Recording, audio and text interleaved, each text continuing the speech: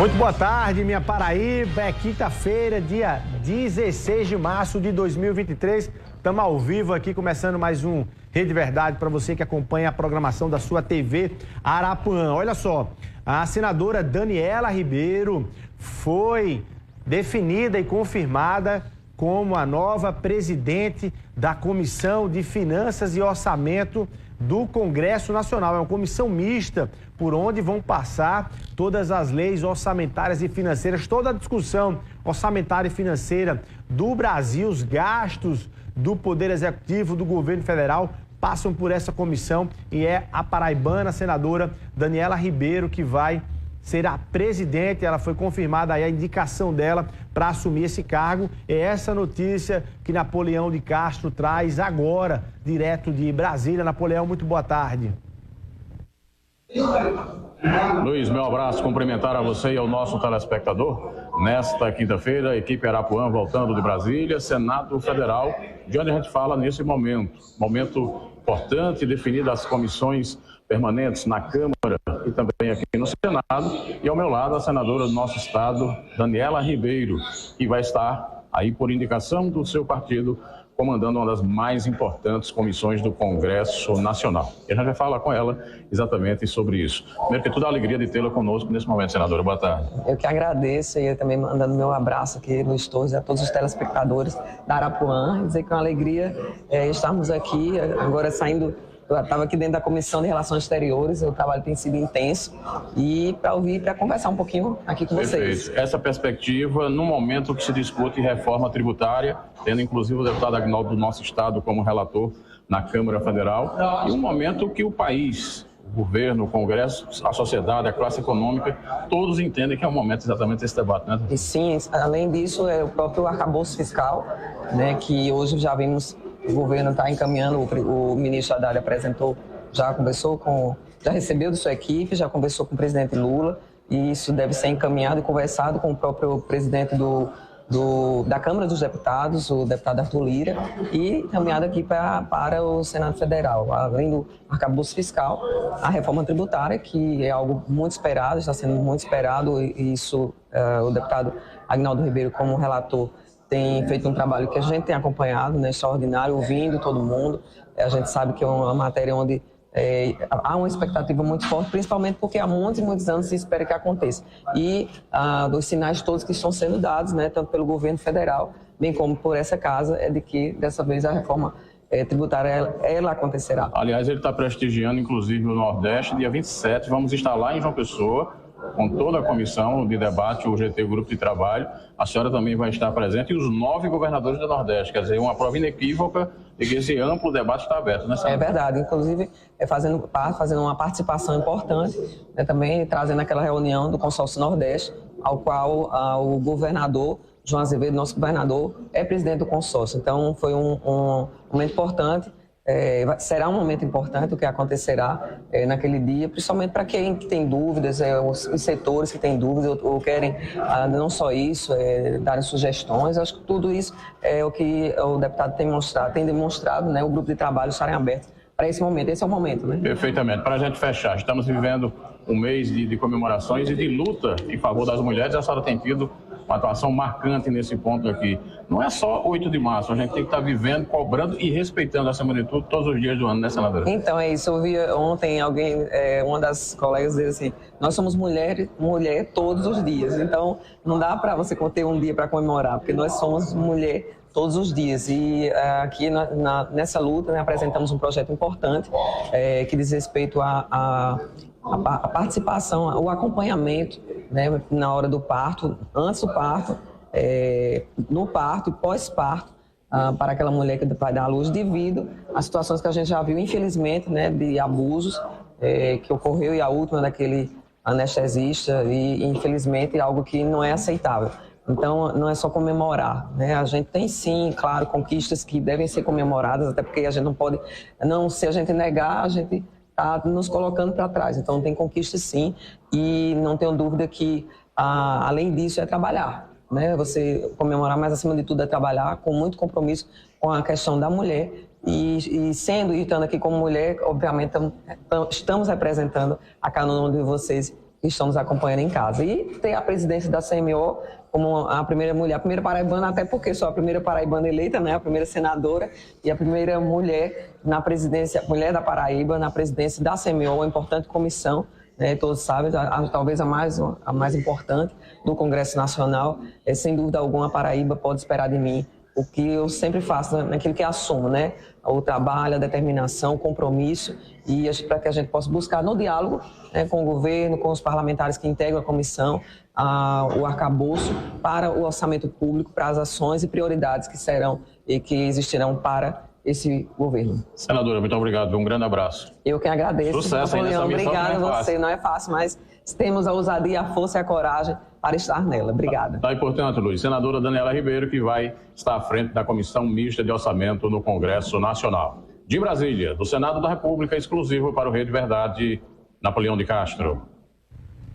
Tá aí, Napoleão, nessa conversa exclusiva com a senadora Daniela Ribeiro, que foi aí o nome, né, da Paraíba, confirmado como a nova presidente da Comissão Mista de Orçamento do Congresso Nacional. É uma comissão que reúne ali senadores e deputadas, e ela vai conduzir, vai presidir essa comissão, como eu disse, por onde passam aí as pautas todas do país, do ponto de vista financeiro e orçamentário. O orçamento geral da União, as emendas todas, o debate sobre as emendas parlamentares, os custos e os investimentos dos ministérios aqui nesse Brasil, enfim, todo o movimento aí do governo federal, seja para aumentar a Bolsa Família, reduzir investimentos aí em obras, tudo aí passando pela discussão da Comissão Mista de Orçamento, tendo aí a paraibana Daniela Ribeiro como presidente aí da comissão.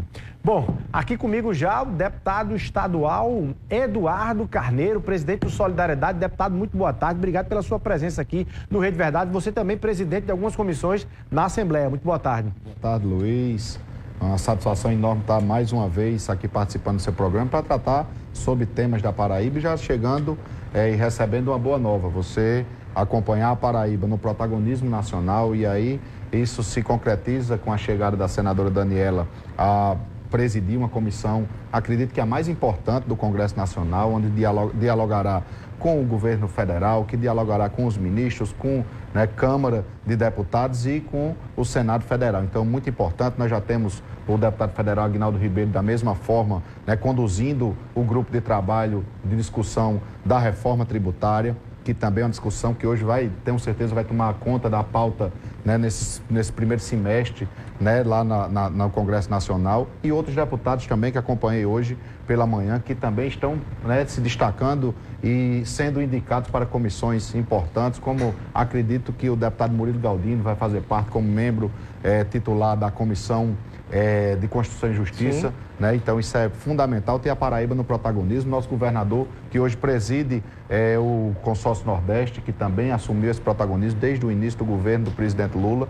Então nós só temos a comemorar, e na Assembleia eu procuro fazer da mesma forma, com muito empenho e dedicação, tendo a confiança dos colegas, dos pares, da mesa diretora, para poder estar também à frente de algumas comissões importantes naquela casa. É só para registrar a participação dos paraibanos aí no Congresso Nacional, talvez esse daí seja essa presidência da CMO para a senadora Daniela Ribeiro, talvez seja um dos cargos de maior relevância da bancada. Nós temos aí o deputado Hugo Mota como líder do Republicanos, o senador Efraim Moraes como líder, da bancada do União Brasil, o senador veneziano vice-presidente do Senado Federal, e esse cargo aí de presidência da CMO para a senadora Daniela Ribeiro fortalece a participação da Paraíba no Congresso Nacional em Brasília. Mas eu quero falar de Assembleia, deputado, da sua atuação lá. Você está presidindo a Comissão de Desenvolvimento Econômico e de Turismo, é isso? Lá da comissão, lá da Assembleia Legislativa. Quais são as linhas de ação que você acha importante que a comissão debata e que a Assembleia Legislativa debata em favor da Paraíba?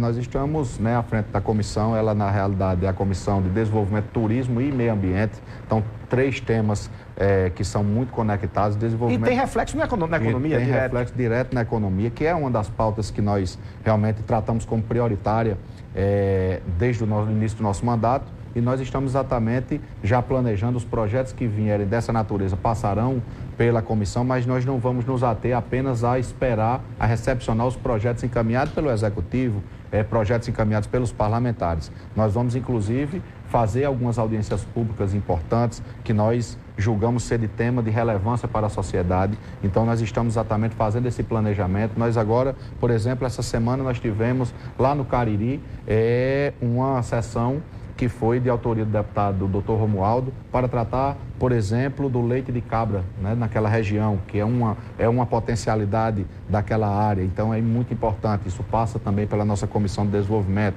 Aqui, por exemplo, nós temos uma discussão do momento, que é a questão do alargamento da faixa de areia. Nós vamos, a partir do momento que tivermos um estudo por parte da Prefeitura Municipal de João Pessoa, e de maneira muito correta, muito sensata, nós vamos convocar, né, também uma audiência pública dentro da comissão. Debate. Vamos puxar, a partir do momento que se tiver um estudo, naturalmente, para que seja apresentado aos deputados, mas também apresentado à sociedade paraibana. Então, a comissão nossa também trata de meio ambiente. Turismo, nós estamos da mesma forma, estamos agora, o governador João Azevedo, nós conversávamos com o governador, eu estive com o governador, né, na tarde de ontem, conversando também sobre as pautas relacionadas ao turismo, e aí o Destino Paraíba, o governador dobrou do ano passado para esse o investimento de recurso para a divulgação do Destino Paraíba. Então, isso é fundamental para a PBTU. Então, isso é fundamental que nós tenhamos esses debates. Então, nós vamos puxar dentro da nossa comissão esses debates a fim de debater, discutir com os parlamentares, mas levar também as soluções para o povo da Paraíba. Deputado, em relação a essa questão da discussão sobre a engorda da orla, na sua visão e de início, naturalmente, é claro que os projetos todos serão apresentados, discutidos, mas você tem uma predisposição a olhar para esse projeto com bons olhos ou não? Acha que é preciso ter muita cautela debater esse tema? Qual é o olhar da visão do turismo, do setor turismo e do setor de economia para isso? Turismo, economia e meio ambiente. Nós temos que tratar essas três coisas sempre bem conectadas, né? O que eu vejo nesse momento é que nós efetivamente temos um problema. Qual é o problema? O problema é o avanço do mar. O avanço do mar que vem, inclusive, hoje danificando, né, a Barreira do Cabo Branco, um problema histórico, né? Eu lembro muito, tratei sobre isso. Eu ainda como vereador, nós fazíamos uma caravana na época da oposição, fomos várias vezes solicitar providências, que providências fossem tomadas para que a nossa falésia do Cabo Branco ela não fosse destruída por conta do avanço do mar. Hoje nós temos ali, se você for ao final da calçadinha do Cabo Branco, antes do girador ali que vai para aquela subida que chega no Estação Ciência, nós vamos acompanhar ali que hoje tem uma parte, um trecho interditado que se dá por conta do avanço do mar. Então existe um problema. O que é que nós precisamos agora? Aguardar que seja feito um estudo para a resolução desse problema. Se vai ser viável do ponto de vista ambiental, se será viável do ponto de vista econômico, se a Prefeitura terá a capacidade de executar esse projeto, aí só poderemos fazer essa discussão, obviamente, após esse estudo. É por isso que estou aqui, inclusive, antecipando para você que, a partir do momento que existir esse estudo, nós vamos convocar uma sessão na Comissão de Meio Ambiente da Assembleia, que nós presidimos, para exatamente que seja convidado o secretário de Meio Ambiente do município, as pessoas que fazem também o trabalho, o estudo do meio ambiente, os ambientalistas, enfim, nós vamos escutar quais são os prós, os contras, mas nós temos uma coisa que eu acredito que é em comum em todo cidadão pessoense e paraibano, que é exatamente que nós precisamos dar uma solução àquele problema. Você está dizendo que não, assim, nem a economia, nem o setor turístico, o desenvolvimento dele deve atropelar o meio ambiente, nem o meio ambiente deve atropelar o avanço da economia do setor turístico. Exatamente. Agora, deputado, nesse assunto tem um tema que é sempre puxado quando se fala nesse assunto, quer dizer o seguinte: olha, na verdade, a verdadeira intenção desse projeto é, alargando a orla, permitir que João Pessoa construa grandes prédios, né, prédios altos, os famosos espigões na orla. Essa é uma lei estadual, não é uma lei municipal. A lei municipal, inclusive, fala que não é pelo mar, o mar pode chegar perto da África, que ainda vai continuar ali, pelas quadras, né, pela quadra ali, lá da orla. Mas tem quem discuta que esse assunto pode chegar na Assembleia para vocês mudarem a Constituição do Estado. Existe, na sua visão, algum risco de vocês, deputados, puxarem esse tema de debater a alteração da proibição de construção de espigões na orla da Paraíba? Não, esse tema nunca foi colocado nem em pauta. né? Isso nunca foi trazido por absolutamente ninguém que essa discussão seria feita. Hoje, se for, deputado, você é favorável ou é contra? Se for feito, eu, pessoalmente, particularmente, serei contrário, porque eu não acho que seja salutar nós, né, darmos um passo atrás para poder construir espigões na beira-mar. O que nós queremos é o quê? Que dentro da norma jurídica vigente, que se tenha cada vez mais a atração de hotéis, de bares, de restaurantes, mas que, acima de tudo, exista também a preservação do nosso patrimônio, que é a Falésia do Cabo Branco, que é a nossa calçada. Imagine só nós perdermos aquela orla que nós temos aqui hoje, Cabo Branco, Tambaú, Manaíra, que é um grande cartão postal de João Pessoa. Nós não podemos permitir que isso aconteça. E aí se leva para um outro lado essa discussão. E aí o pano de fundo, na realidade, Luiz, me permita, mas esse pano de fundo de quem está trazendo essa discussão é exatamente um pano de fundo politiqueiro, que não é essa discussão que nós temos agora nesse momento. A discussão é de resolver um problema histórico na cidade de João Pessoa, e eu tenho certeza que após o levantamento, estudo, impacto financeiro, impacto ambiental, aí sim, se passar pelo crivo de todos e cumprir todas essas etapas, aí sim poderá realmente ser executada uma obra que não é fácil de se enfrentar. Você sabe disso. Essa é uma discussão que, na verdade, foi antecipada. Como é que você faz? Teve uma sessão que foi convocada por alguns deputados, uma audiência pública na Assembleia, para discutir o quê? Eu fui convidado para ele e disse, eu vou discutir o quê? Se não tem estudo, não tem levantamento, tem um achismo de que pode ser que se exista um projeto. Então eu não posso tratar. Mas você está dizendo que, do ponto de vista, a Assembleia rechaça por hora essa questão de debater liberação, a PEC, né? Uma mudança na Constituição para liberar a Constituição. Totalmente. Tá aí. Você vem de uma fusão com PROS, não é isso? Solidariedade, PROS. Agora está discutindo uma federação. Você vem de uma fusão, agora já vai para uma federação com o PSB e o PDT, não é isso? Dessa federação, primeiro, você é favorável, você defende isso, está construindo isso, e aí se isso acontecer, quais são os municípios que o Solidariedade, reivindica para ficar no comando e fazer o debate, inclusive, para 2024, deputado? Isso é uma discussão que ainda é prematura. No entanto, na última semana, no último sábado, eu recebi a ligação da nossa direção nacional, através de seu presidente nacional, justamente nos convocando para uma reunião, todos os diretorianos, presidentes dos partidos nos estados, para fazer a discussão se prossegue ou não, né, essa discussão para se chegar a essa federação. O que já se tem de concreto, que aí também foi passado para todos os partidos, é que PDT, PSB e Solidariedade já estarão, a partir desse momento, blocados, criando um bloco de votação lá no Congresso Nacional. Isso já foi iniciado.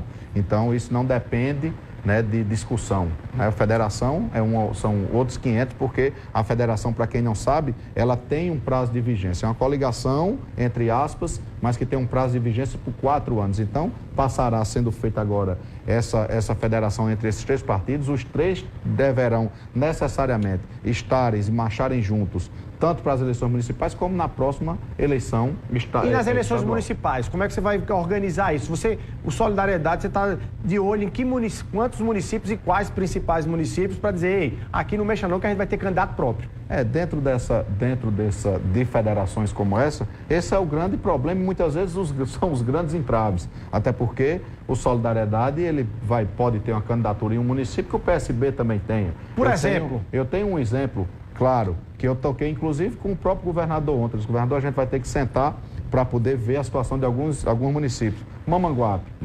Você não abre mão. O deputado Eduardo Brito, eleito pelo Solidariedade, se coloca hoje provavelmente como pré-candidato a prefeito daquela cidade. Como é que eu vou chegar e dizer ao meu partido, ao parlamentar eleito pelo Solidariedade, que ele não vai ser candidato? Porque o PSB tem uma candidatura lá, ou tem um apoio lá, que é da deputada Daniela do Vale. Exatamente. Então lá vamos ter um conflito. E como esse, podem surgir outros. Eu tenho outro, por exemplo, aqui, Caldas Brandão. Eu tenho uma candidatura, mas lá o prefeito apoia o governo do estado e essa candidatura de Solidariedade foi oposição ao governo. Como é que vai se dar isso? Então, eu acredito que tudo tem que se estabelecer uma regra. Estabelecendo uma regra, critérios, esses critérios serão atendidos. Já sai antes. Seja para ganhar ou seja para perder. Vou ter que abrir mão de algumas coisas, mas naturalmente o PDT, João Pessoa? E João Pessoa, Solidariedade está de olho, você é candidato. Segura aí, se quiser pensar um pouquinho para responder essa, a gente vai rapidinho para o intervalo comercial, um minutinho só, e a gente volta aqui no Rede Verdade.